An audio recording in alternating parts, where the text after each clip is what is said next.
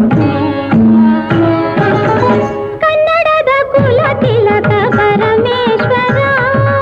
boy was born around 610 CE to Chalukya king Karthivama I, and the boy was named Iraya. But his father died early.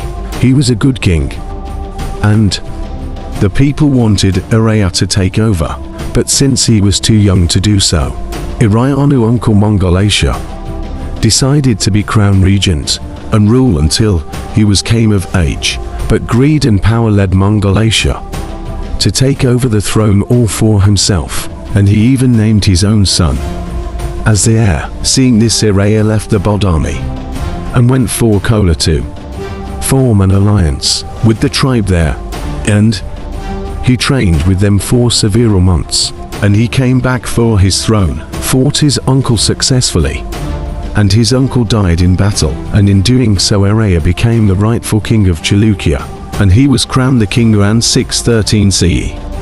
After crowning, he took the name Immadi Pulikeshi. After becoming a king, he faced challenges from his uncle's loyalists, but Pulikeshi was a true warrior. He met them at the bank of River Bhima and defeated them mercilessly. Pulikeshi's forces, consisting of an army and a navy, were collectively referred to as Karnatabola or Karnatakabola, and were much feared across India. They struck terror into the heart of enemies wherever they went. The army consisted of hundreds of elephants who would cause large-scale devastation when put into battle.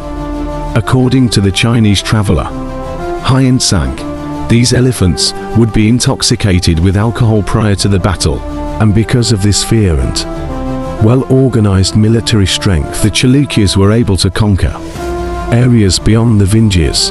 It was due to their navy that they could conquer Revatipura, Goa, and Puri. It was because of their organized army that they could become the most powerful force in India. The first Arab invasion of India was an expedition by sea to conquer Thana near Mumbai as early as 636 AD, but it was successfully repulsed by Chalukyan navy under Immadi Pulikeshi, and they returned to Oman. The first ever Arab raid on India was defeated by Immadi Pulikeshi. Immadi Pulikeshi defeated and recaptured Banavasi, Alupas, Gangas of Talakad, Mauryas of Konkona, Lotas, Mallavas, and Gurjaras. Pulikeshi subjugated the rulers of Dakshina Kosala and Kalinga. The powerful Emperor Harshavardhana, who ruled over much of northern India, unwilling to tolerate the existence of a powerful rival in the south, gathered troops from different parts of his kingdom, summoned his best commanders, and himself led the army. Harsha had marched from Kanauj with a huge force. Harsha advanced up to the Narmada River. This battle at the banks of Narmada River was fought between two of the most celebrated and powerful kings of India, Harshavardhana and Immadi Pulikeshi of Chalukya. A fight between north and the south. A fight between an unstoppable force and an immovable object. But Pulikeshi and his mightiest army, Karnatabola, defeated Harshavardhana, and he was forced to retreat. Pulikeshi assumed the title of Parameshwara, Satyashraya, Prithvilabha, Dakshinapatishwara after this famous victory. Harsha went back to his capital after this incident. The treaty signed between the two meant that the Narmada became the boundary between Harsha's empire and the Chalukya Empire. Immadi Pulikeshi is the most famous ruler of the Chalukya dynasty. In his reign, the Chalukyas of Badami saw their kingdom extended over most of the Deccan.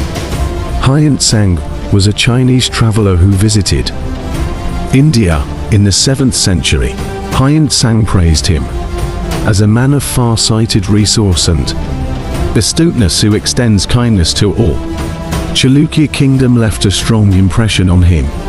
He stated, "The people preferred death to disloyalty, grateful for kindness, and revengeful for injustice."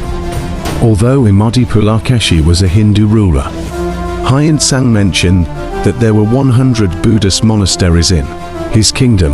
Pulikeshi was the first ruler in South India to issue gold coinage. Broad and circular in shape, the punch-marked coins had various punches at the edge, and a central punch depicting a Varaha or boar.